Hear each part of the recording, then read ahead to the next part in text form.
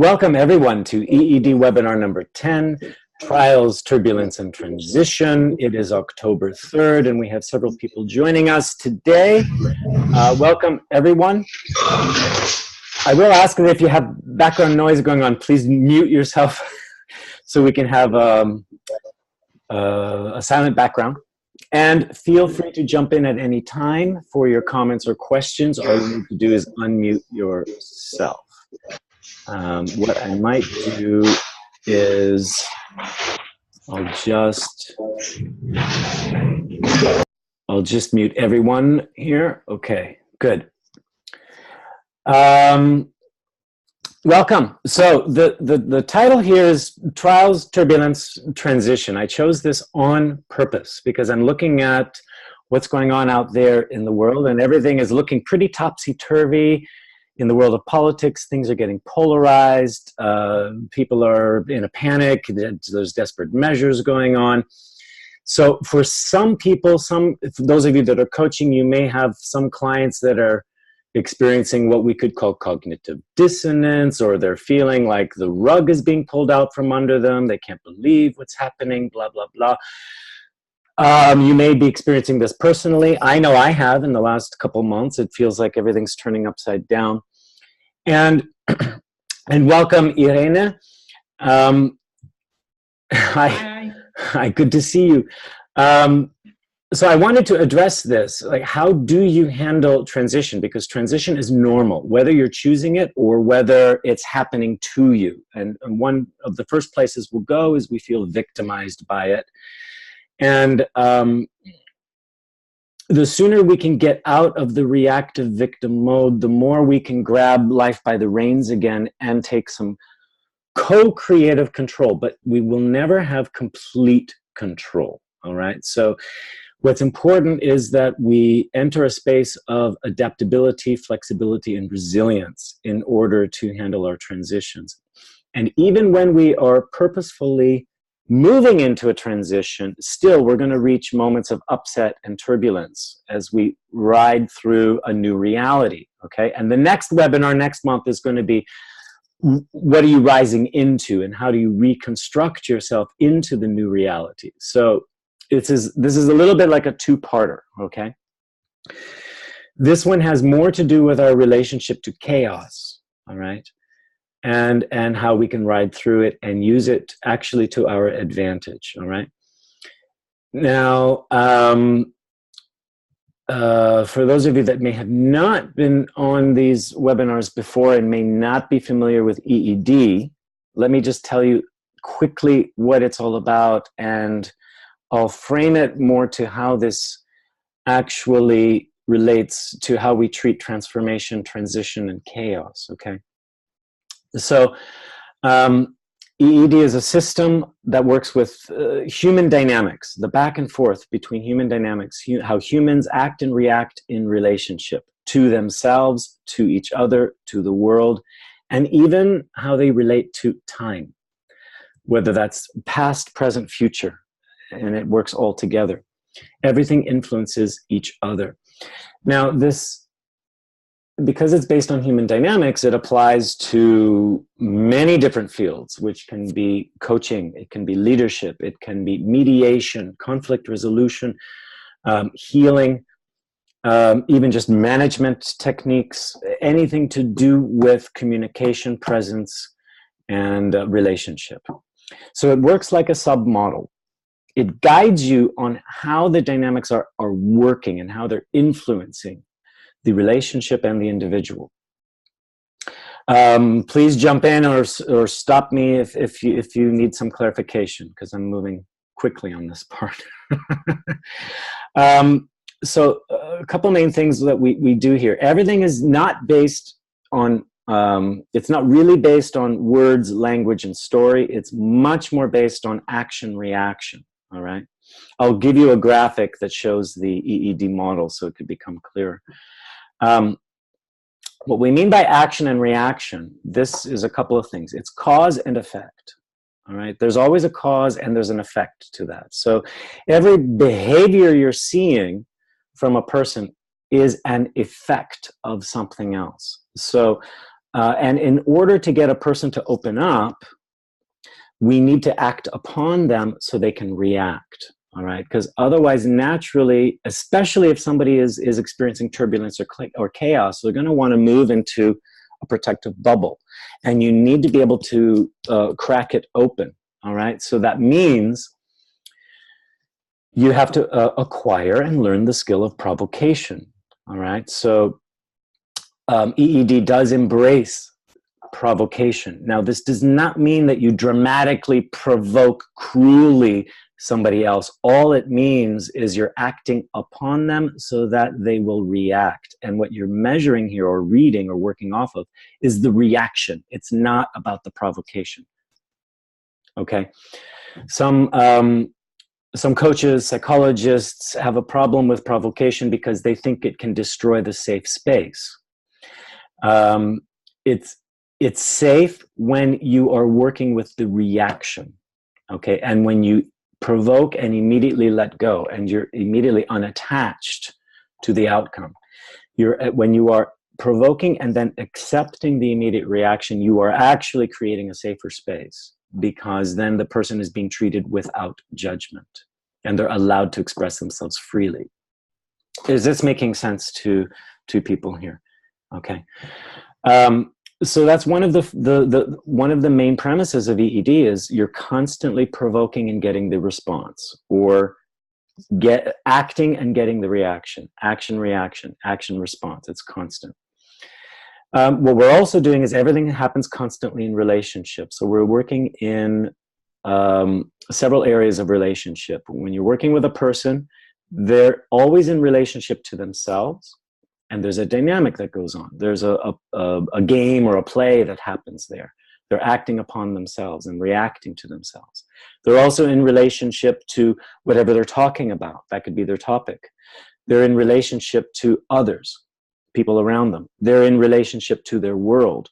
And then they're in relationship to their sense of time, meaning their past self, current self, future self, and they can jump around in time all the time. And the other thing they're in relationship is with you, the practitioner, whether you're a coach, a consultant, a manager, you're in relationship with them. Now, what we're looking at is how they are relating, how they are in relationship, because that means that opens up what their beliefs are, what their perceptions are, what their filters are. It doesn't have to be that complex, but what it really boils down to is two things. Are they in resilient relationship or fearful relationship? Meaning, are they coming from a place of full autonomy, creativity, wholeness in themselves, where they directly feel that, and there's no need to fight or defend, but they're coming more from adaptability, flexibility, and acceptance, and creativity? Or are they coming from what you could call the reptilian brain, which is the fight or flight? It's in constant reaction, which means it's in constant defense or fight or escape. And when they are coming from non-resilience, they are in relationship according to default conditioning. This could be all the way back to childhood, or from whatever they've learned throughout their life on how to survive. So they're reacting from survival instincts, which means they are acting according to programs and patterning. And so what we're looking for in EED is, or what are some of the core patterns? As they act, react, behave, and relate, it's going to reveal particular patterns that they fall in, and these patterns will repeat and repeat. And what we're looking at is then, how are these patterns showing up everywhere and in everything? We call them fractal patterns. A fractal is a small recurring or repeating pattern that occurs on the large and the small scale. What EED is really looking at is, let's work at those patterns when they're really small, instead of waiting until they escalate into something big and dramatic. Because if the pattern is the same, no matter if it's large or small scale, and if we can shift the pattern where the person is coming more from a resilient place, the pattern can actually neutralize, or we can shift it, or we can reprogram it. So That brings us to the third point, which is EED does not focus on transformation. It focuses more on first accepting what's here now, building resilience, and then seeing what naturally wants to transform or what we can co-create in the transformation.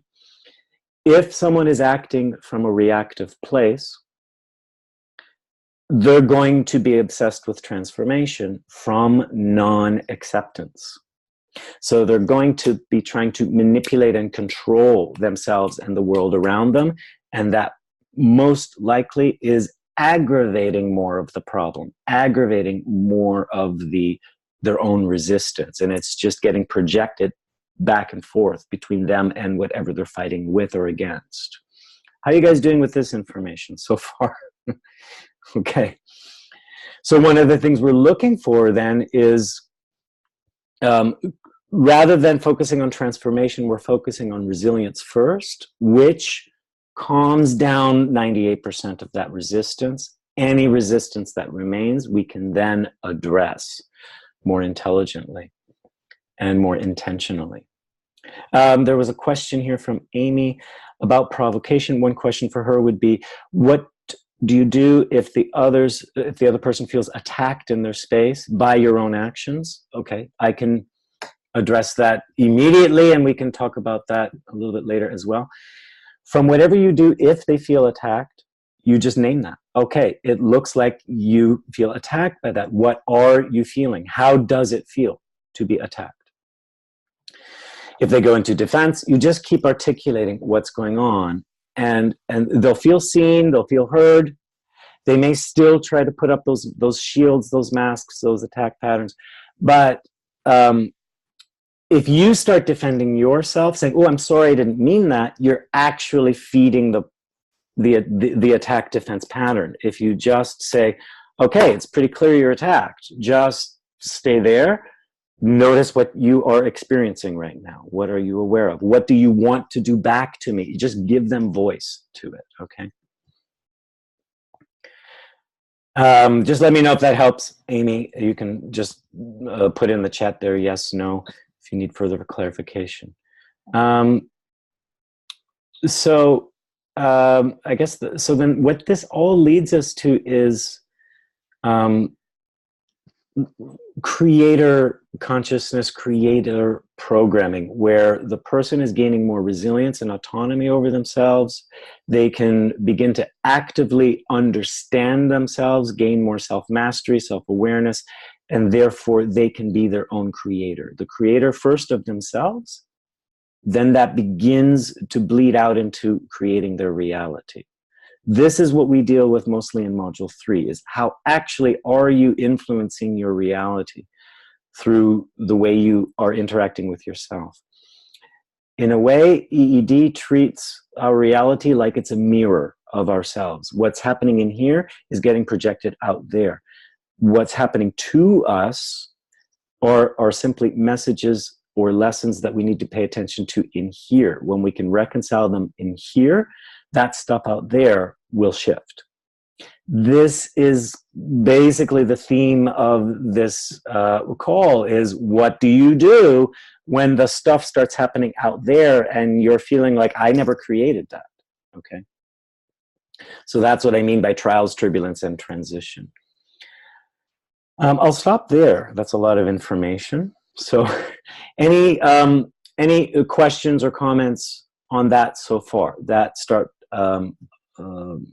rising up for you or bubbling up? I have a question. Yeah, go ahead, Philippe.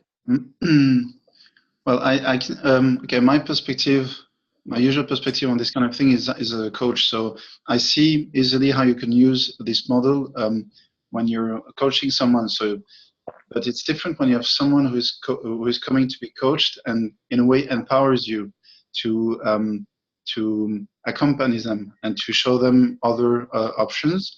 But I'm wondering what the limitations are in other circumstances, like, okay, 2 quick examples. If you're a manager managing people, then maybe the people you manage are not really open to you going there or showing them, so suggesting something else. or simply in an everyday situation with I don't know, with a family or your girlfriend or boyfriend or whatever. So yeah. Okay. So in short, what are the limitations between when you have a coaching or other kind of empowering relationship or an everyday relationship? So we address this during the workshops, and what I will say is it's far easier to do this in a professional capacity. All right, when it becomes personal and you're involved, you're both inside and outside the situation. Okay, because you're a participant when it's personal, and you're going to start acting and reacting according to personal history, personal bias, all of that. So it's more difficult when it's personal, because it demands another level of self-awareness for yourself. You've got to have the discipline to take yourself in and out. So what we're teaching you in EED is how to be that outside facilitator, okay? We train you that perspective. How can you facilitate a dynamic between two people for the purposes of then going back inside and facilitating it in the same way from inside. So that requires a dual awareness. And we first teach it from the outside angle, then we put you in. When you add, this is now a personal relationship, that's you know, it's almost like you have a triple awareness, because you have to have awareness of self. Okay, so you have the outside perspective, the inside where you're playing the other role with the person, but then when you are the other role, it affects you the same way. Let's see how we can weave that through this whole conversation, the difference between professional facilitation and then navigating through a personal situation, okay, and what the differences are in the demand. Any other questions that pop up right now here?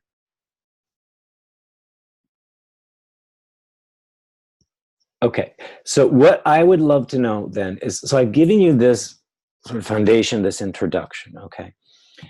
I'm not sure what all of your backgrounds are. I know some of you are coaches, some of you are managers, some of you may be facilitators or mediators, healers, psychologists, therapists, you know, so all of this can get mixed in, okay? Just don't have to hear from everyone, but I would love to hear from a few of you. What is your relationship to turbulence and chaos? What are you running into when you are working with clients? What's their relationship to turbulence and chaos? What are some of the things you would love addressed here during this call so that you can walk away with some more clarity, some practical tips and tools?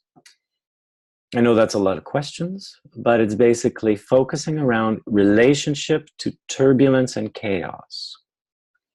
And it might be where you're finding yourself constantly running into the same trap over and over again, or it might be there's certain things you've tried, they don't work, you get stuck, or you may have some insights that you want expanded upon as well. Hey, this worked, or what about this, okay? Anybody would like to come in? Yeah, so now. I can start. Can you hear me without my earphone? Yeah, yeah. So one thing that I've noticed with some clients is when they're experiencing this turbulence, transition, all that stuff, it's almost like a, oh, I can't do anything. Like, it's like almost like a giving up. Mm-hmm. So wrapped up in, I can't handle what's going on in the world, and I can't handle what's this and that and blah, blah, blah. So I'm just not going to, like, it's almost like analysis paralysis type. Mm-hmm. Yeah, okay. Yeah. Now, what is it you'd like to know about how to work with that or handle that? Yeah, just how to help them shift it, because it's not that they can't see that that's Mm-hmm. they're fully aware of that. Yeah. But it's about then what do you do with that? Okay. What do you do when they approach it with this hands up, I give up?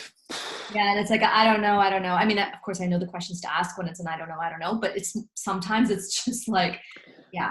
And sometimes they really do not know. Exactly. And they're completely drowning and swimming in loss and confusion. Okay. Okay, great. I can tell you also some of the things not to do. So good. Okay. So what to do with them when they are in that place of giving up? Hands up. Okay, great. Who else? And even just think about how you handle it personally. Yeah. We've got something from Amy. Okay.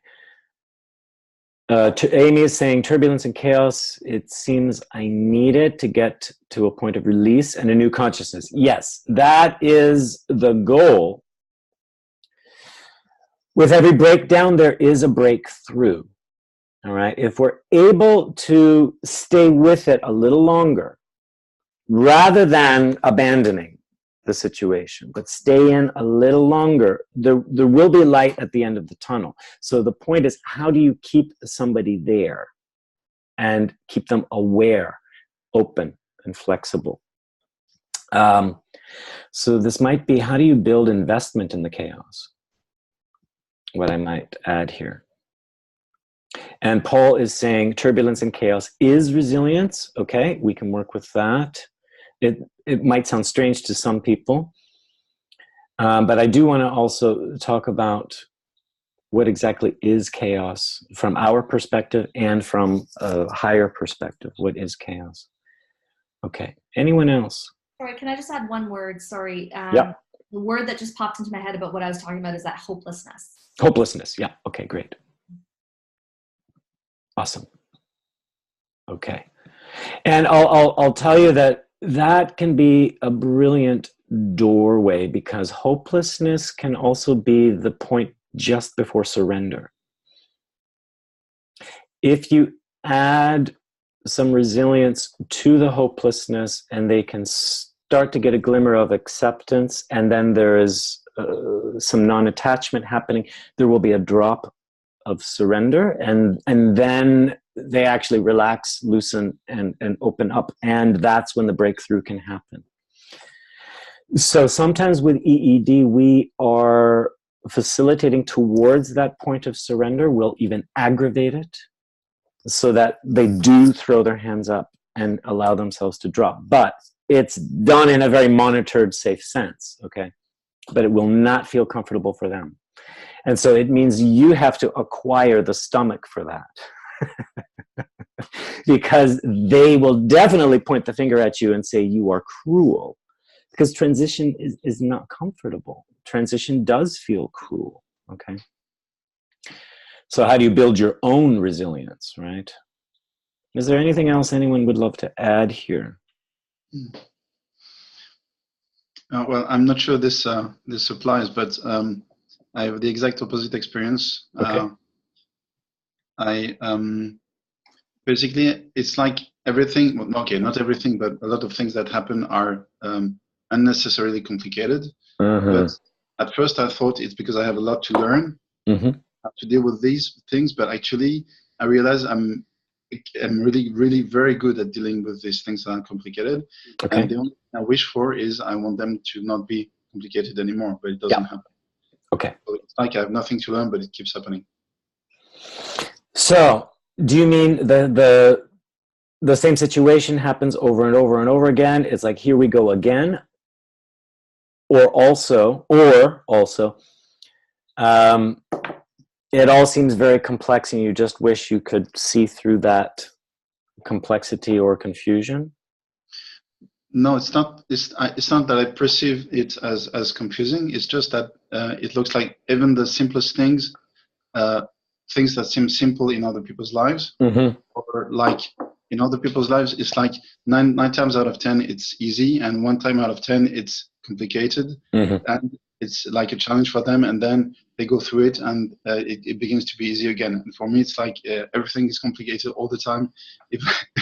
Yeah, and I don't feel I even need this to learn anything, because I always find a solution and all that. So it's like the only thing that's confusing to me is, why does everything have to be complicated, as I'm not even getting anything out of this, basically. Okay. But I don't know if this applies to your question. Okay, great. Personal experience, yeah. Okay. Yeah, in response to that, just a short response is, people love complexity. I hate it. That's the thing. I really hate it. I prefer when things are fluid and simple and and straight to the point. So that's, I don't, yeah. Okay. Well, that's the paradox, is we all wish and we love it when it is fluid, easy, direct, simple. And at the same time, we get addicted to making things complex, especially when pushed into a corner. If there's only one thing we need to look at, but we do not want to look at it, we're going to find everything else to look at instead. And we'll distract ourselves. And that's actually what's creating more resistance and turbulence as well, is because we're really not looking at the center of the problem or the situation or what it's trying to wake us up to. And we're looking around it and around it. And so if you can develop the ability to see the core fractal pattern going on and keep returning to it and returning to it and returning to it, it does actually become simpler. And this is why I'm saying we do not pay attention to stories and words, because there can be an incongruence between the behavior and what is being said. We want to get the primal reactions, because that's going to be closer to truth. The body will not lie, the mind will. Okay? The mind can embrace alternate realities, and we can create fantasies, realities, but our body will only be congruent with what is fact and true now. Okay? So this is why I'm saying, you know, there's a point when we will match language to what's going on, but we want to know the body truth first, and then we want to build from there and create some congruency. So that is one way how to make it even more simple, is to not challenge the words, but challenge the behaviors. And this is why, again, provocation really, really works. Okay? Because then you're not getting spun out with complex arguments. What ifs, but, oh yeah, and then, right? All of these counter arguments will pop up. And that's just the client feeling in the corner, looking at everything but the target. Is that making sense to you, Philippe? I think so, yeah. Okay, yeah. We can talk about it even more. Mm-hmm. All right. Sorry, did you say challenge the behavior, not the words? That's right. Challenge the behavior, not the words. So what's required there is first to recognize the action and behavior happening in front of you, and then to simply articulate it and have them look at it. So I think what's good is if I just show you a graphic of this, okay? And just let me get that set up here. Okay. And I'll share my screen. Some of you may have seen this before, but this is the basic EED model. Can you guys see this all here? This graphic. This is our model. What EED is based upon is repetitive loops. Repetitive. It's like a motor that runs around and around and around and around. Okay, everything works in cycles. Our primary cycle here is about action and response. So a simple way to think of action, your action as a practitioner, is just articulate what is in front of you, what's present right now. So if the person is raising their voice, clenching their fist, turning red in the cheeks, you can just articulate that, okay? Just the physical behavior. You could go further and say you look angry or you're frustrated, right? But it's simply an articulation. Now, with every action or articulation, you must get the response, get their reaction, okay? It's like you're throwing the ball into their court, and then you have encouraged them to play with the ball, okay? If they're not playing with the ball, then what you're doing is you're just throwing stuff at them, and they're either taking it or avoiding it, and you're having power over them, and you're beginning to tell them who they are and what they should be and what they're doing. Do you guys understand that? Without the response, you start manipulating. Does this make sense? Okay, so if I say, you're nodding your head, so obviously you like what I'm saying, and I leave it at that, okay, I am now transferring or projecting a reality upon you. It may not be true for you. Do you understand? If I say, okay, you're nodding your head, and I could say, what are you in agreement with? That's different. And then I say, you smile. So what did that just open up in you? See, that's different because I'm inviting your reality. I'm inviting your truth. Do you understand? So there's a constant ping pong back and forth between action and response, which means their reality, my reality starts to move more into the middle, and we start creating a shared reality. What it's actually doing is they're opening up their reality and I'm opening up mine. Okay, so I'm letting go of my fixed reality and I'm entering theirs. So in that way, I'm expanding my own reality. I can become more empathetic. And that creates a safer space. Is that making sense to you guys? So even when they're strongly resisting me, even when they're attacking me, and I'm doing action, response, action, response, action, response, I'm not attacking back, but I'm simply having them share their reality with me, and I'm accepting that reality. That's going to gradually neutralize those attacks. Is that making sense? Okay. There are exceptions to that, which means if I want to play their game, I can, and we train you on how to do that. But that's another level of action, meaning, okay, you want me to be the attacker? I will attack just to get the response. It's still about getting their response. If you need me to be the attacker, I will, to see then what needs to come out of you. Okay, that's extra further, okay? That's called playing into the dynamic between you. Now, so another way to look at this action and response is we're provoking something and inviting their response, meaning what we're doing is we're inviting how they're experiencing the moment and what they are aware of in the moment. Okay, so this is the other loop, which is called the focus loop. We are counterbalancing between awareness and experience. If you want to think of this simply, awareness can happen from the neck upwards. Okay, it's mental, it's intuitive, it's inspiration, and then there is physical and emotional experience, body sensations, emotions, and energy. Okay, that's what we mean by experience, the neck down, if you want to make it really clear cut and simple. Why do we need this balance between awareness and experience? So that we can create a congruency. So what they're thinking about, what they're saying, what they're doing, what they're feeling, what energies they're experiencing, all line up onto the same thing. When there is more congruency, there is more autonomy and resilience. Does that make sense to you guys? Do you guys know what cognitive dissonance is?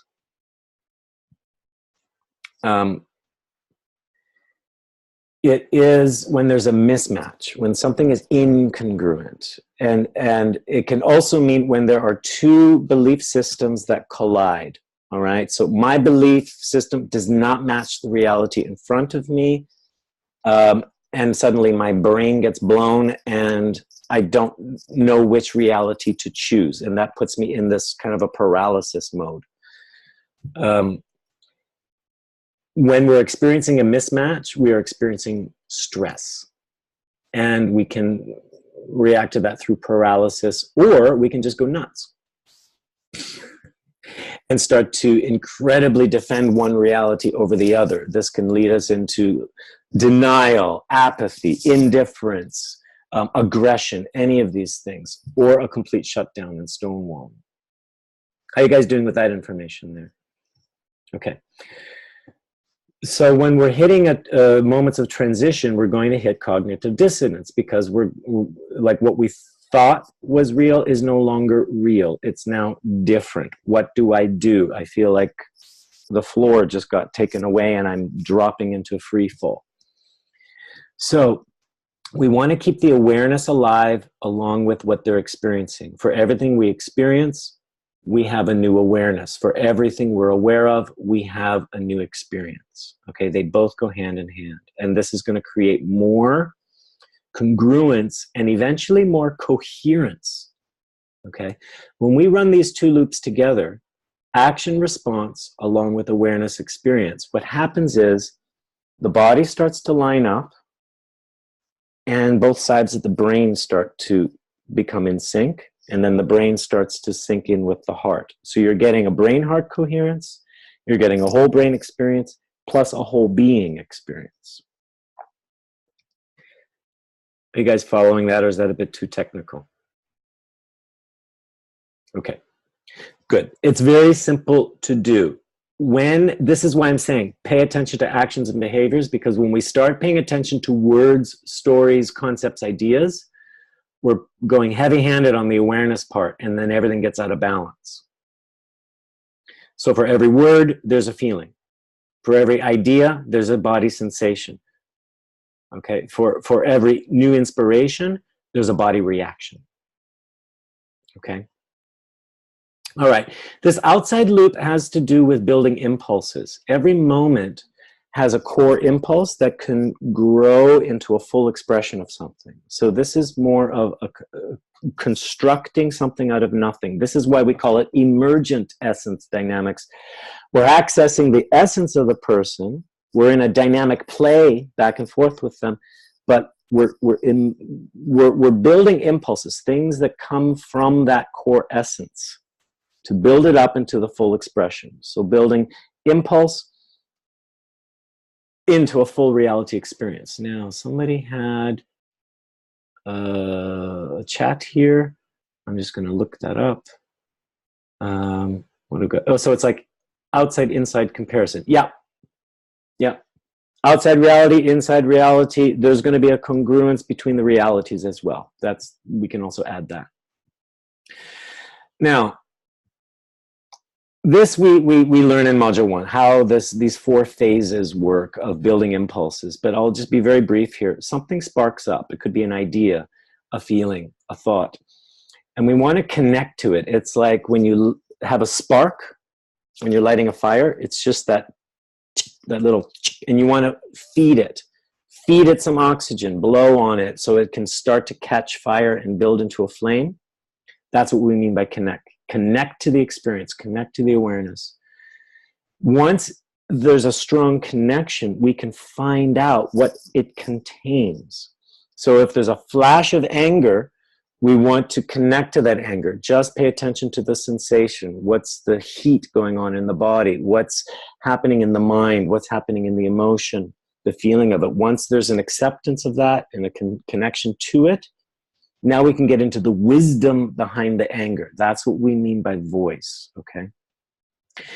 There's going to be a wisdom or some deeper experience coming out of that anger, okay? Then we can start to fully integrate it into ourselves, and it's not about the anger anymore, but what the anger contains. That can be a quality, a strength, a new idea, an inspiration, a wisdom, a new talent. And we want to anchor that so it's now a full body experience. Okay, that's how we construct it up into its fullest expression. How are you guys following that so far? This is very brief, but it's a pattern we follow. Every new little spark, we connect to it, grow it so we can find out what it contains, and then we integrate and anchor it into the person. It's a way to build experience, build awareness, or build resilience. All right? Now in Module 2, you learn how to work backwards. You can take the full expression of something and then distill it down into its source, origin, or essence. So we can have somebody screaming and lashing out, okay? And we can pull that back into what was the original spark that caused that. And that is a way to deconstruct, right? How are you guys doing with that information? All right. So in EED, we work both ways. We take small impulses, build them up to their full expression. We take outward expressions and pull them back into their original essence. And so we can go back and forth, back and forth. What does this do? It enhances the awareness and it enhances their experience. And ultimately, it builds more resilience, adaptability, and flexibility with themselves. And then what's happening is things naturally start to transform themselves. So I'm not doing anything to do with transformation. I'm just facilitating expressions and impulses to build up or distill down, and natural changes will take place, and the person is naturally integrating them. That makes those transformations more sustainable. So that's a little background on how we do this. Are there any questions that come up from that? What is making sense or not making sense to you? And then we can apply this to chaos, how that works. We'd just love to hear your comments or say, hey, okay, this is great, or anything. I think it's super cool. Like I was just like thinking about the play between the action and reaction, and then the awareness and the experience and stuff. So I'm just wrapping it around my brain, but I think it's super cool. Okay, great. What can be added here is there's always a point of focus with the client, meaning they can talk about a topic. They could talk about a value, an idea, a vision. That's what they're relating to. So that thing that they're focused on is acting upon them as well. So we're watching how they act and react with their point of focus. All right. And again, we're just finding the little sparks and impulses, and we're building those up. And as we build up those impulses, that's going to shift their relationship to the point of focus. Okay. So the world is crumbling around me. Okay. I am in the middle of chaos. Everything I thought I knew, I don't know anymore. Everything is gone. Okay. Now they're going to have reactions towards that. All right. So the topic, the world is crumbling, is acting upon them. So what you want to do is look at how are they affected. This is a question you'll have in your mind constantly. How are they affected? How are they affected? And when we mean how are they affected in both the awareness and the experience? So you're not limited to the question of how does it feel when the world crumbles around you, right? All right, so there's thousands of questions you can be asking, but what you want to know is how are they affected by it? You don't want to go into what will they do about it, okay? Because what they're going to want to do is try to control it. And when something is out of control, they're going to use a lot of energy to try to control it. And if they keep focusing on, I've got to fix this, I've got to fix this, I've got to fix this, it's just going to keep falling apart even more, okay? This is when they start to panic and make mistakes. Is this making sense to you guys? Now, one of the first places we'll go is first have them be aware of what's going on, and then aware of what's happening inside, and then to feel the direct experience of what's going on, and to move them into a place of just accepting where they are right now as a point of departure. Okay? So the world is crumbling around you. What's the immediate reaction? Well, that's shitty. That's horrible. Okay. How is your body reacting to it as it's horrible? We're not going to do anything about it yet. Okay. This brings them more into a more centered awareness. What that can do is calm them down a little more. Okay. Now, they might keep going into, but I've got to do something about it, or I want to control, or I want to run away and hide. You know, there's four main behaviors they're going to have, which is they're going to fight it, or they're going to flee to try to run away or avoid it. They're going to try to escape by searching for some other reality, like if only this didn't happen, or that, or if only, you know, people could be nicer, or if only I did this in the past. Like that's an escape, okay? The other thing is they might want to cling. That's also, if only this didn't happen, I want to cling to my old reality. I want to cling to my old values, my old beliefs, whatever. There's a clinging that happens. For each of those 4 behaviors, to fight, flee, escape, or cling, they're using energy. And what's important to note is that energy is their resilience. Except it's being channeled in a way to try and control and change everything that cannot be changed, for example. Do you guys follow what I'm saying? For all the energy I use to fight, if I'm focusing on the fight, meaning what I do, it's not working, and I'm not paying attention to the energy I'm using, I'm not even going to be aware that actually my need to survive is actually my resilience. If I can just pull back and experience my own fight energy, take away the word fight, take away the intention of the fight, and just experience the pure energy in itself, I'm going to actually create some congruence in myself, and I'm going to realize I actually have strength. I have the ability to make it through. It's going to start reinstilling my faith in my adaptability, my creativity. Is this making sense to you guys? So you could even say, okay, you're fighting really hard. What is that like to fight so hard? Well, it's exhausting, okay? And as you fight, what's invigorating about it? What's thrilling or pleasurable in this fight? If you bring them into enjoyment, into the energy they're using, again, it's going to bring them into more acceptance and resilience. Vitality, enjoyment, invigoration. Those are key because they are life affirming, okay? Yes, I'm backed up against a wall. Yes, I have to protect myself. Yes, I'm pushing against. But what do you enjoy in just the act of pushing against? Don't think of what you're pushing against, but just the push itself. Yeah, so now. What if they say, well, nothing? I don't enjoy anything about it. There's nothing invigorating about it. Great. So that is the apathetic response. Okay? It's like, this doesn't affect me, or it's numb, I can't feel anything, or it's indifferent, I don't care, right?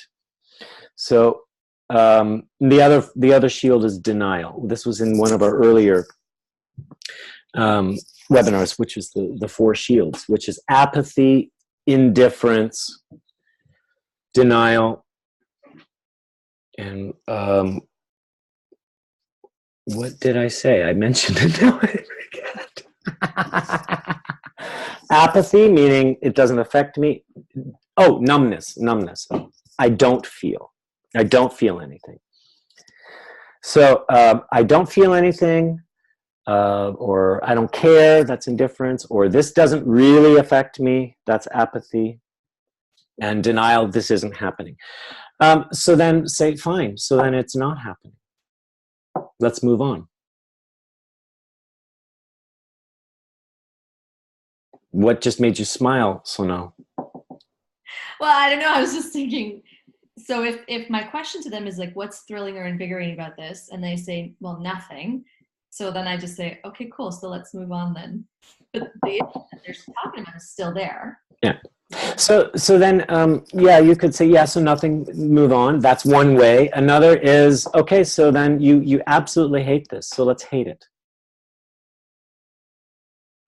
Let's just really hate it and aggravate that. Hate until the hate becomes a pleasure. Because what's happening is they're judging themselves and they're judging the situation. They're saying, I shouldn't be here. I shouldn't be doing this. This is wrong. I'm wrong. What do you mean I could enjoy fighting back? No, that's not a good person. So it's coming from judgment. So if you can neutralize all the judgments around it, another way to ask it is, what are you secretly enjoying? I know this is horrible, but what are you secretly enjoying here? Right? And it could be, well, I really just want to take revenge on this. Okay, so what's the little thrill in that? All you need is a tiny little spark, a tiny little opening. Then you have to take that layer of judgment and put it aside. Okay, that's why I'm saying, so you're fighting the good fight, Now let's take the idea of fighting aside, and let's just look at what it's like to clench your fist and move your arm forward.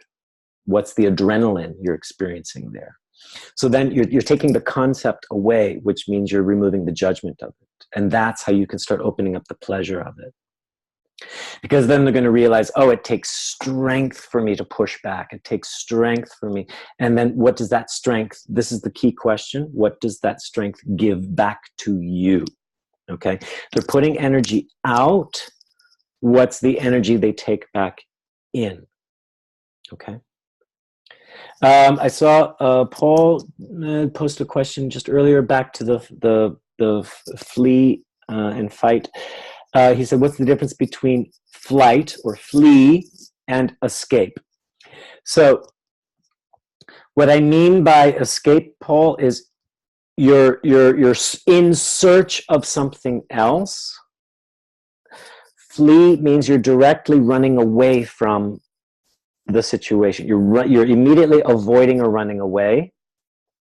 And with escape, you are intentionally seeking something else or searching for something else. So escape, search go together. Okay. Yeah, you could be searching for excuses, searching for greener pastures, searching for a better world, a better reality. That's what we call escapism. Okay. Okay. So where was I there? Yes. Okay. So that's first step, is take all their behaviors towards what's going on and have them be aware of the energy they're using, and then what is the pleasure they can take in that energy. Okay. That can calm them down a bit. Again, they're going to want to solve. But if you have them pay attention to, so what is now a strength in you? What is now feeling resilient or permanent in you? Anchor that with them. That means you have to take the topic away for a while. You anchor that with them. Then say, okay, now from this more resilient place, now let's go look back at the situation and see what shifts in the relationship. Something might shift a little bit. It might totally collapse. If it collapses, go back to that resilient source. It might take 3-4 times. But once they can start sustaining this energy strength, this energy resilience, they will shift their relationship to the situation. They'll start to have a little more acceptance of it. They'll stop being so reptilian about it. What I mean is reactive. The need to fight, flee, survive will calm down a little more. Now, there's a couple things you can do here. One question you can ask them is, what's something nobody can ever take away from you? Be it a talent, a gift. It's something that's totally untouchable. I could take your money, your home, your clothes, your job, your family. I could even cut off your ear or your hair, but there's something I cannot grab onto that's inside of you. It's a quality, a gift, a talent, anything. So you might get a response of, well, you can never take away my sense of humor, or you can never take away my ability to smile, or you can never take away, the love I have for my daughter, or anything like that could happen, right? And you can just focus on that and strengthen the relationship to that quality. Again, working with awareness experience. All right, so what happens when you say to me, you can never take away my sense of humor? What immediately happens to you? Oh, well, I begin to smile. What's it like to smile? Well, I love cracking jokes. What's it like to love that? What are the sensations inside you? And you can build. And you'll eventually arrive at some kind of what we call an essential quality. If you keep distilling it down into its pure essential experience of it.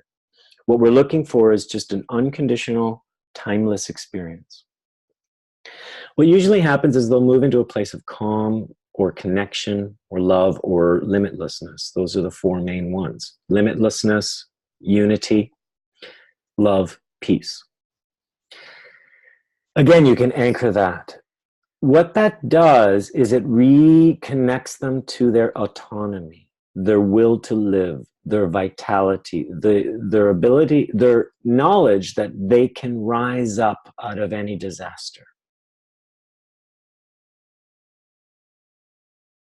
How are you guys doing with this information? What it also does is it gets them in a space of more humility, meaning they're less attached to the things around them that create their identity.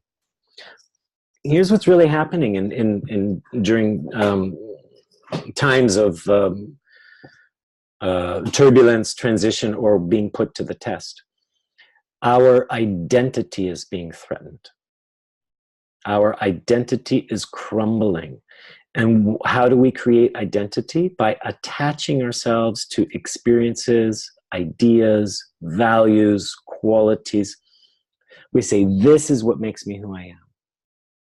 I identify through my job, or through particular friends, or through particular values and ideals. And when that gets taken away, it feels like something's getting cut out of me, or I feel an emptiness. When we can go back to essence and resilience, we realize I have everything. I am everything. When you get into a limitless quantum consciousness, meaning I am everything, and I'm timeless, I'm permanent, we don't need jobs and friends and values to feel like we exist or belong. We are in a space of I am. How are you guys doing with that information? Sound okay? Sound believable? Unbelievable? Okay. So one thing we're constantly doing here is okay, yes, you have to run. So now, thank you for joining. You'll catch the rest in the recording. Okay. So one thing we're doing is we can use, this is more module 2 work. We can use those turbulent situations, those threats, to actually get the person back into a more essential place. And so they can start unclinging, being more unattached to those situations. So they're going to start clinging really hard. This is who I have to be. This is being threatened. And then gradually loosen their grip as they drop into a more resilient state. Then they can reconstruct themselves. So sometimes these moments of turbulence and transition are great opportunities for them to rebuild their belief systems, rebuild their value systems.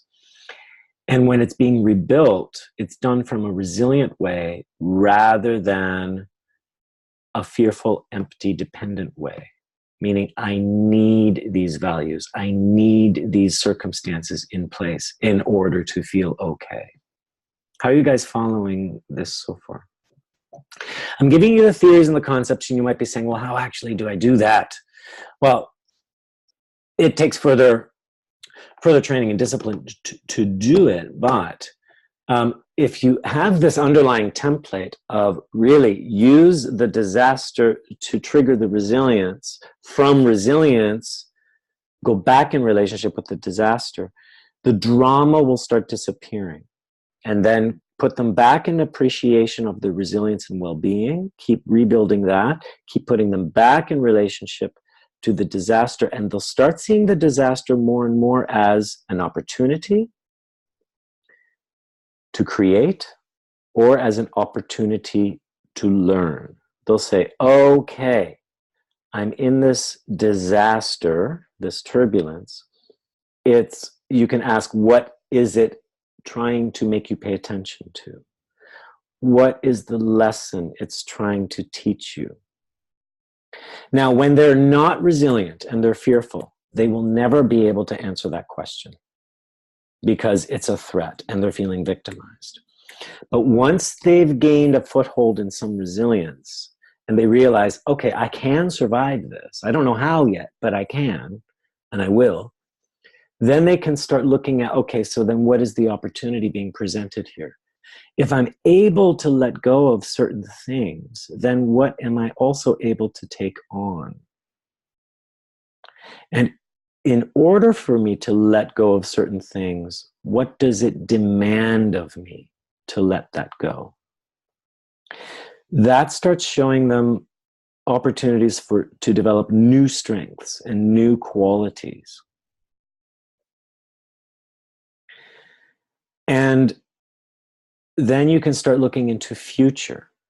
Okay, so let's say that you're able to let go of, I don't know, being so angry when your schedule gets changed at the last minute, okay? And what are you able to take on? Well, I could take on more flexibility, creativity, and be more fluid with last minute changes to my schedule. Okay.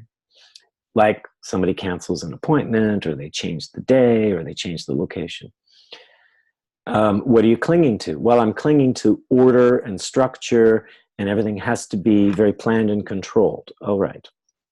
If you let go of being so planned and controlled, and you take on more adaptability and flexibility, what then opens up for you? And start dreaming into the future.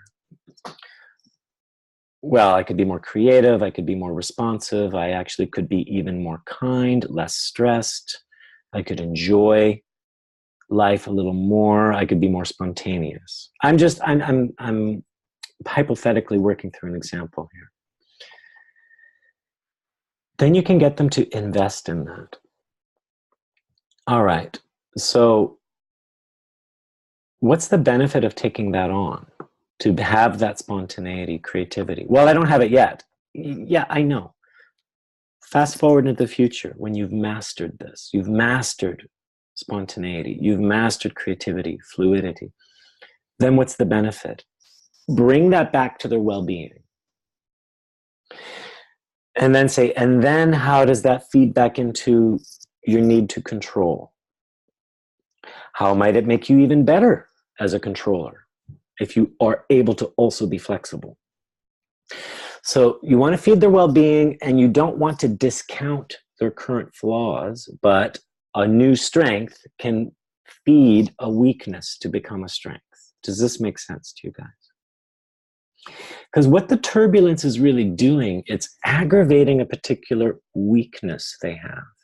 And it's opening the opportunity for a new strength to arise. What just made you smile there, Philippe? If I may ask. Yeah. The weakness part. Yeah. And we don't have to look at a weakness as something we lack or that's missing or it's deficient. We could say it is a new strength, or the opportunity for a new strength, or it's a new strength in its beginning stages, okay? It's just more vulnerable.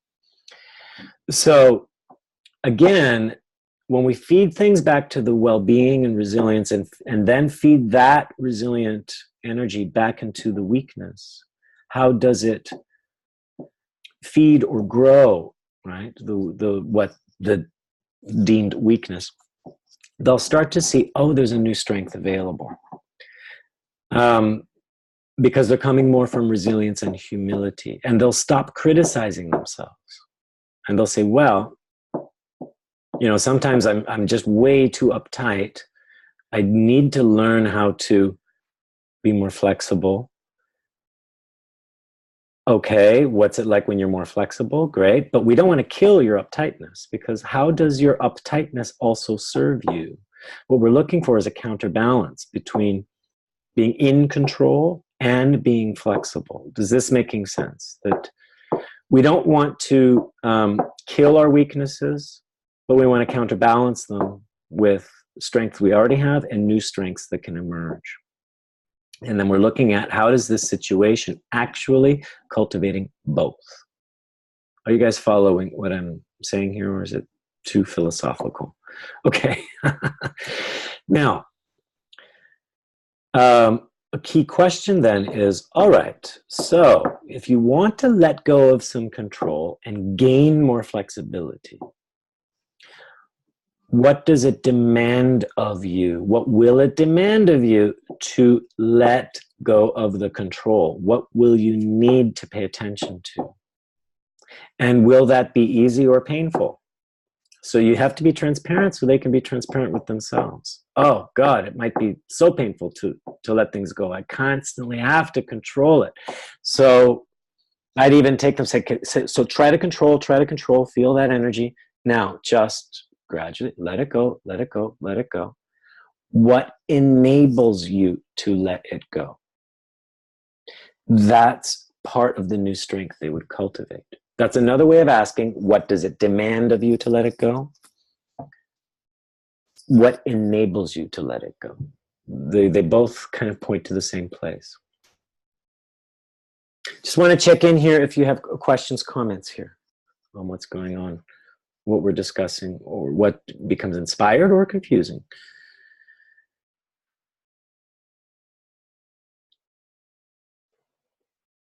What makes you smile, Irina? I really can relate it with all you said, because it was, first of all, my personal experience, and it's still going on. Yeah. And my personal learning is that I have to slow down and learn step by step, because I had the attitude to run faster, but this doesn't work at all. Mm-hmm. And so I have to really pay attention to the details of the circumstances. And it's also, as you said, a fractal circle now is going to became bigger, because I found that within my family there was an incredible, huge level of debts. It's around 100,000 euros. It's huge. Mm-hmm.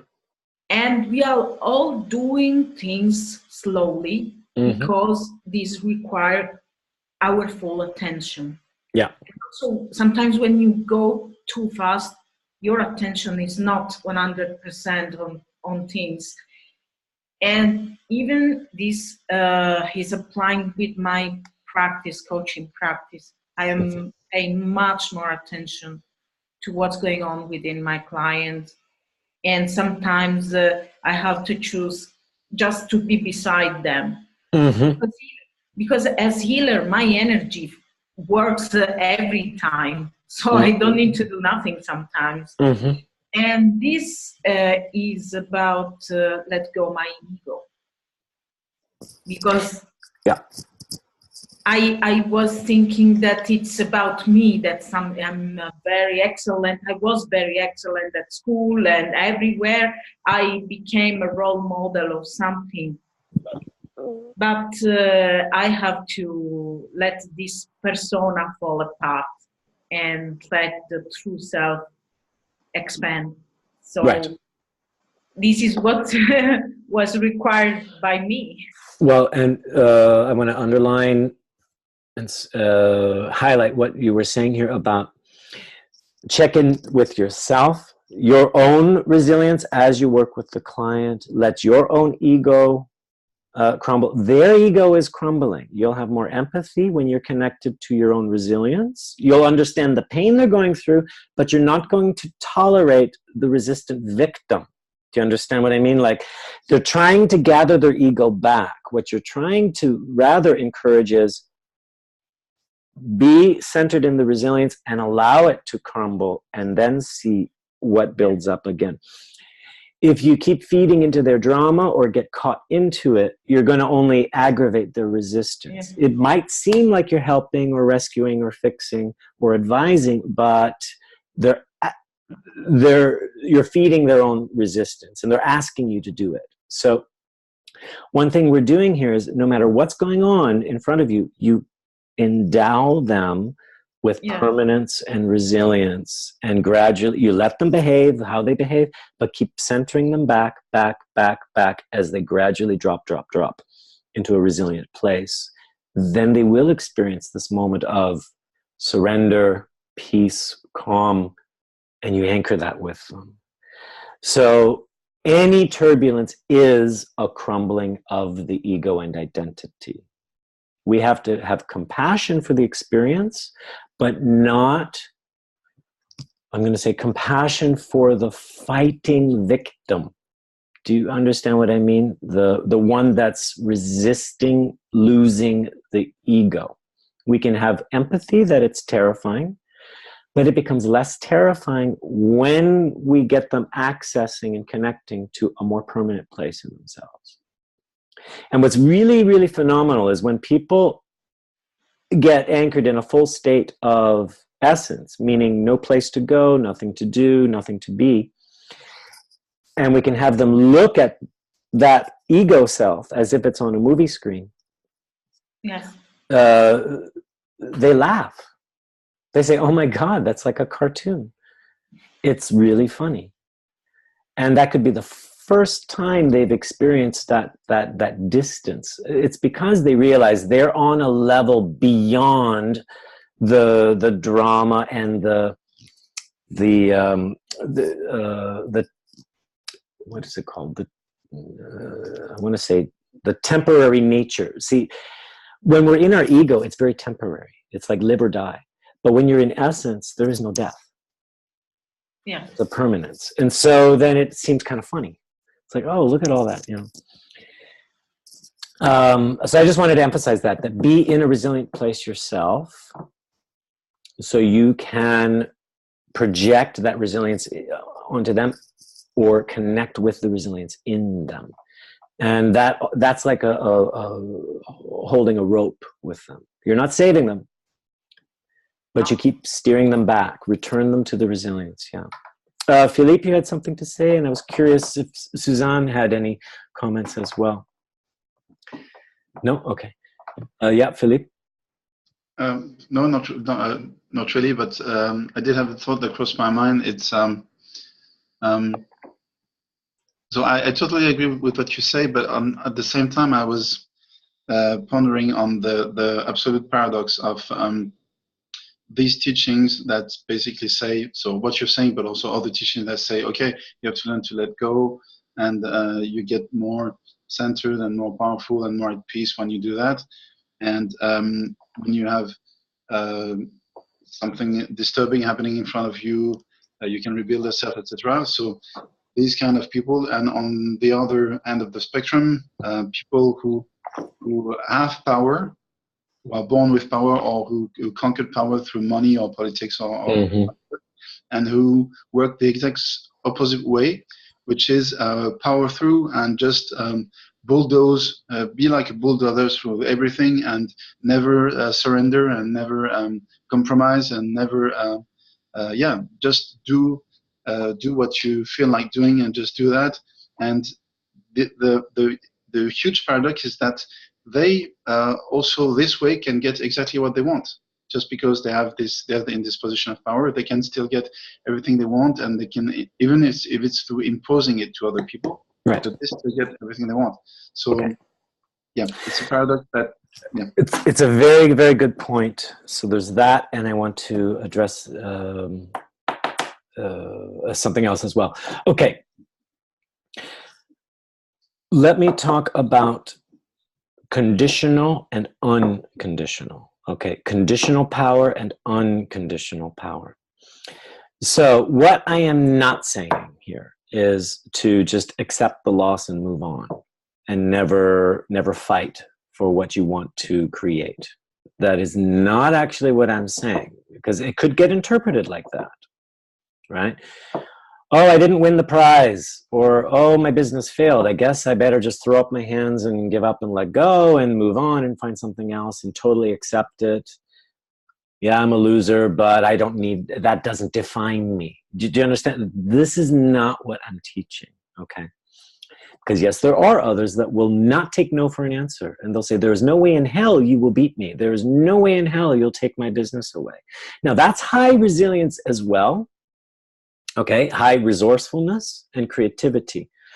But still, is it coming from a conditional or an unconditional place? Now, high-powered people, money grabbers, power, people who are at high power and control and amassing all of this, and they're willing to lie, cheat, steal, and kill to get what they want. Now, they're highly creative, they're highly resilient and resourceful, but are they operating from a conditional or an unconditional place? Meaning, when things get so bad, they will kill. they will impose, they will bulldoze at the expense of others, right? And they'll cross ethics, right, to get there.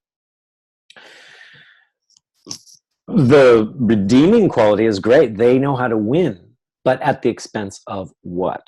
Okay. So it is not co-creative. It is manipulative, all right? Then there's the other end of the spectrum of the doormat, the one that, you know, tries, but then at the first challenge, they let it go and they move on, right? And they never get what they want. So what I'm saying is when disaster strikes, when you're hitting a period of trials and tribulation, first go to, before I grab my prize back, think of, can I accept the loss? Am I willing and able to accept the loss? As soon as I can say, fine, my business looks like it's crumbling, it's going to fall apart. If I don't do something now, I will lose my business. If I don't do something now, I have to save my business. Before taking action on anything, entertain the loss. Okay, so who am I? So this whole thing goes down. I've lost everything. What do I experience? Who am I then, right? Go through that loss of identity. And if I can reach a place of, I'm still here, I'm okay, I can accept it. And then I can go to the other place and say, and then who am I with the business? It's a total success. If I can accept both ends of the spectrum, I have more freedom. Now I can operate from an unconditional place. So now I can jump in and save my business, but it's not out of need, desperation, and fear. It is from resilience and creativity. And I'm then not under threat in case plan A doesn't work and plan B doesn't work and plan C. I'm so resilient and creative, I can come up with plan D, E, F, G, and H. I also can say, okay, enough is enough. I'm done. I'm letting go. No shame. Did you guys see the freedom there? If I am a highly powerful person and my whole existence is dependent on that power, I'm actually a very fragile person. And I have a lot to protect, and I will be constantly under threat and stress. Now, I will be mischanneling my resilience to protect all of that I think is me. And this is why I will be able to become Machiavellian and cross the ethical lines, lie, cheat, kill, and steal in order to protect my empire. But it is possible to build an empire while being willing to completely lose the empire. I have more freedom of choice and creativity. How is this working for you guys? It's the difference between coming from a conditional place or an unconditional place. Good? Okay, I'll give you a very concrete, simple example. Your client says, I need to talk to my boss next week. I have a meeting. I want to ask for a raise or a promotion. One of my first questions I'll say is, are you willing to take no for an answer? And there's two ways I can hear the response. One, if I'm speaking to their willpower, I want them to say absolutely not. I am not willing to take no for an answer, because that's going to bring up their determination.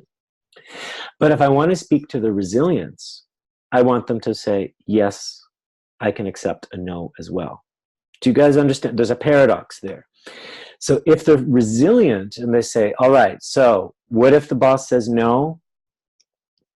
You're not being promoted. I'm promoting somebody else. No, I'm not giving you a raise. You haven't had a raise for 5 years, but still no. I want them to know that they know they can survive and keep going, and they can accept that. Because if they cannot accept that no, they're going to manipulate their boss, and they're going to manipulate themselves, and they're going to be reactive during the conversation, because they just can't go through that door of what if he says no. It's either going to intimidate them or it's going to make them overly aggressive. or something else. Does that make sense what I'm saying? Now, so if they can be resilient enough to say, all right, so I'm going to give my boss the free choice to say yes or no, whether to promote me or to give me a raise. But at the same time, I will not take no for an answer, will engage my creativity and willpower to manifest this as well. Like I want to keep my eye on the prize that yes, I do get the raise and the promotion. But this is coming from resilience and strength and creativity, meaning I'm willing to be adaptable and flexible. I can counter the arguments. I can give a convincing argument with confidence and generosity as opposed to manipulation. Are you guys feeling into the way that paradox works?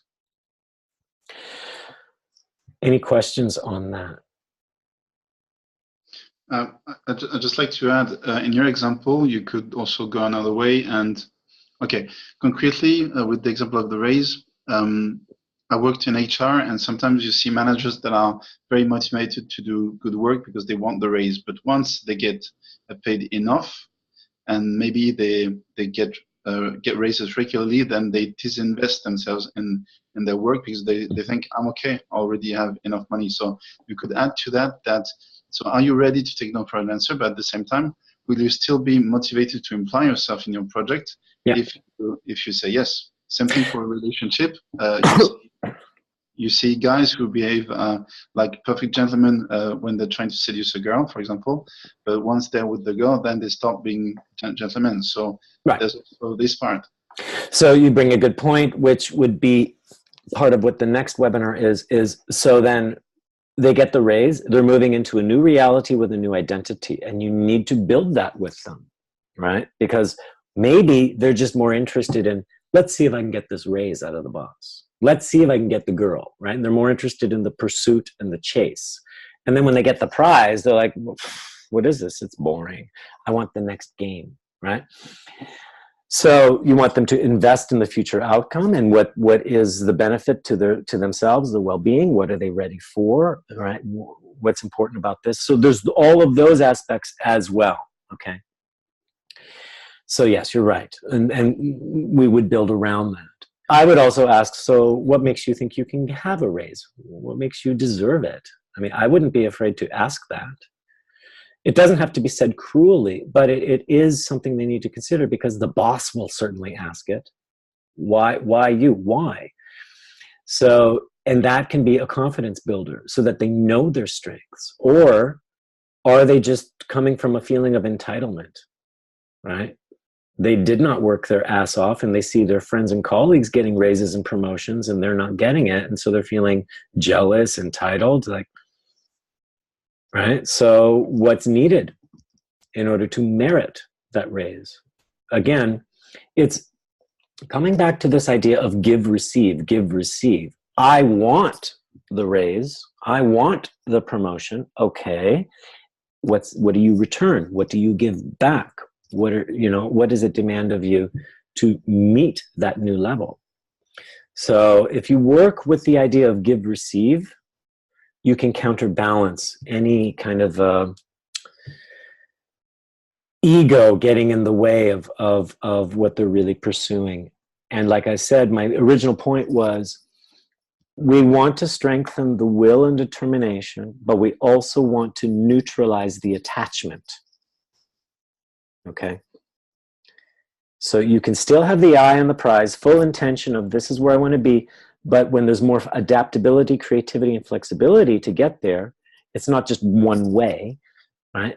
They will get there. And what they're going to see then is every crisis is an opportunity on their way to getting what they want. So maybe they don't get the raise this time. Maybe they realize, you know what? That's the signal that I need to get out of this job and take another opportunity. Do you understand? Who knows what's going to be good or bad? Do you guys follow this? Okay. I wanted to briefly also say that, so when you are the coach or the facilitator or the mediator here, and someone is coming to you saying, I'm in crisis, you need to be disciplined in yourself to be the clean facilitator, meaning like we said with these loops, you want action, response, awareness, experience, and just build all the impulses, move them into resilience. You have to be clean doing that, meaning being in a resilient place yourself, not getting drawn into the dramas. There are 3 places they're going to try to draw you into. 1, they're going to say, be the guru, be my teacher, expert guru. Tell me how to get out of this, right? And that can mean do the work for me, advise me. So they're going to cast you in a role of be the guru expert. Or they might cast you in the role of be my savior. Rescue me from this. I'm suffering. I'm drowning. I'm so overwhelmed by crisis. Please pull me out. All right.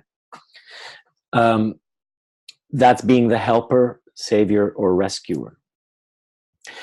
Again, what they're doing is they're putting all their power and resilience onto you. Okay. And you need to give that back. The other one will be fix this for me. Find out as much information as you can so you can solve it and fix it.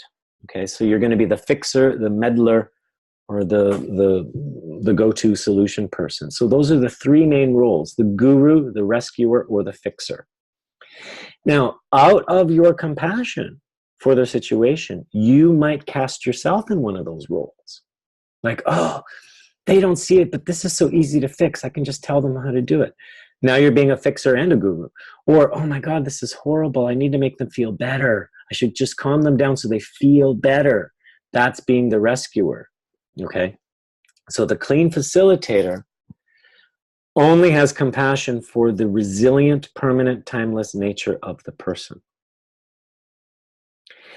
And they can understand and empathize with the dramatic victim, the person who's suffering, who's going through the terrifying ordeal. But we don't need to stop the terror. If we are connected to the resilience, they'll see the terror and the crises as an opportunity for growth. But it is not torture. The victim paints it as a picture of torture. There's a very fine line here that I'm describing, so I just want to make sure that you guys are getting this, or what questions or doubts you have about that when I speak like this. Because for your client, when you refuse to be the guru, the fixer, or the savior, they're going to think that's very cruel and mean. What are your responses to that? I was just thinking there's another topic of fixer. It's the situation where someone dumps the problem on someone else. Yes. Yeah. And that will happen in the personal stuff. This is games of obligation. They throw their baggage onto you, and they can gaslight you into thinking it's you did this, it's all your fault, this is your problem, not me. Right? That's a manipulation. Yeah. That's a whole other topic, how do you neutralize that? But just be aware. So some things that can happen. The client might say, well, that's mean. You need to help me. They might say, you're incompetent. They might say, you're cruel. Or this isn't my stuff. Or how can you, be sympathetic to my accuser, or my persecutor. Again, they might throw all of that stuff in there. Your best bet is to say, okay, as you say that, what are you experiencing in yourself? What are the sensations, the energies, the thoughts, the emotions? Let them accuse you. Let them attack you. And don't make it about you, but make it about what are they aware of and what are they experiencing. And then connect them with that energy. And they'll come back into a more centered awareness. Does that make sense to you guys? Rather than get personally involved in the drama they're trying to create. Because again, like I said at the beginning, they're off target. They're trying to find anything but the target issue. And one way they'll do it is they'll transfer and project onto you. Now, that takes humility and resilience on your part to take a few bullets. Okay? It's not going to feel good, especially when it's in a personal situation. Cesar, yeah, you're saying you have to leave? Yes, well, we're closing. Yes, and thank you, Cesar, for being here. So in the next webinar, which is in a month, we're going to talk about how do you rise from the ashes. So this is more about the breakdown process, the shedding process. How do you keep somebody intact while the identity crumbles? The next webinar will be, okay, now how do we rebuild? How do we reconstruct? Being the resilient phoenix that rises from the ashes. So we'll focus on that part in the next webinar. What I'd love to do is just hear from each of you, or just briefly what you're taking away, what's new, inspiring, or clear for you now.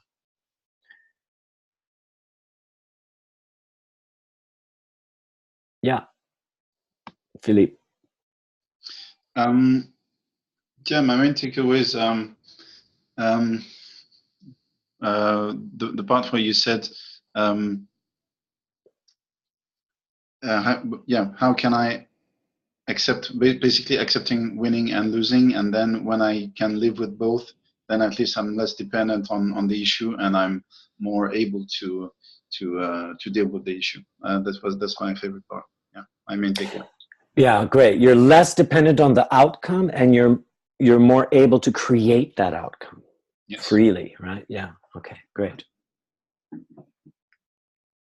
Who else? Yeah, Suzanne. Yeah, I mean, this freedom of choice, that is anyway something, you know, I love very much, and I work on all this. Mm-hmm. And that, what Philippe said, that's definitely, it's a totally different ballgame when you go into the meeting with your boss. Yeah. Or even in a shop when you want to buy a specific dress, you know, mm-hmm. You need to be willing to let it go. And then you can make a completely different choice. That's right. You have more flexibility. Yeah. Yeah. Excellent. Irena. Yeah. I love very much your perspective, because it's based in higher level of awareness and integrity. And because, you know, much better than me, there are many coaches that put this illusion that anything you have done and you will do, you will win the life that you want. And if nothing of this happened, how do you respond? Mm-hmm. And this resonates very much with me, especially how to use my energy and the resilience energy of the clients to blend and harmonize the reality. Yeah. This is something beautiful. Yes, and what's very important is when somebody wants to create a new reality, that means they are also creating a new identity. So they cannot take the old identity and move it into the new reality. That's going to create cognitive dissonance. So it's unrealistic to say, I'm just going to be exactly who I am now, but I'm just going to be that much richer and more successful. No, it means you're going to be thinking and behaving and acting differently, and there's certain things you will be letting go of. So that has to be worked into. What's the new identity with the new reality? Yeah. Great. That's very important to remember. And also what I wanted to say, well, first here, Amy is saying her main notes were not to pay attention to stories, but rather to behavior. So pay attention to the behaviors over the words and stories. And Paul is saying, keep people in their channel of awareness. Keep bringing them back into this higher awareness. Yeah, a centered awareness. Great. And what I'm going to say is, to us, what looks chaotic just means we're seeing something incomplete. It's under the microscope. Chaos really is a higher order that we cannot see. And this is through like fractal patterns, etc. When you look at coastlines, it looks kind of random. But when you zoom out, you can identify coastlines as having a very definite order to them, even though to us it looks very random. So chaos is actually highly ordered fractal patterns. It's just we cannot see the scope of it to see the order. So when we approach chaos from resilience, yes, it takes a little bit of humility and trust to say maybe what's happening, it's leading me somewhere even though I feel like I'm being led through the dark. So if I stay with my resilience, my will to live, my vitality, my adaptability and flexibility, I can maybe start to see the light at the end of the tunnel, but I have to stay with it. And it's going to take a little bit of trust. And it doesn't have to be blind trust, because the one thing you can trust is yourself, your permanence, vitality, and creativity. And that you are able to stay on the path and confront what's being presented. Does that make sense to you guys? So take a second look at chaos. You may not understand why it's happening, but you can trust that some order will come out of it when you allow it to naturally order itself. Then you can take a more co-creative stance with it and just be acting and responding one moment at a time.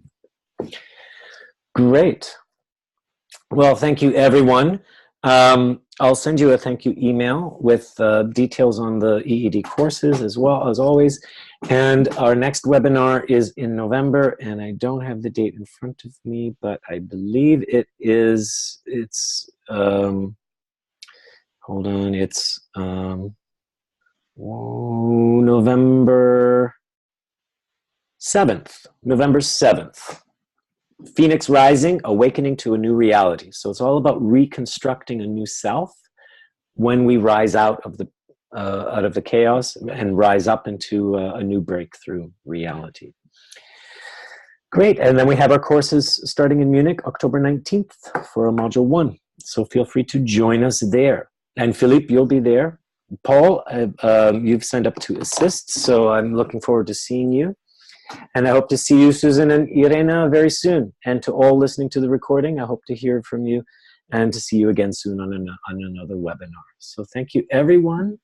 And have a great day, great evening. Okay. Thank you. Thank you. Bye.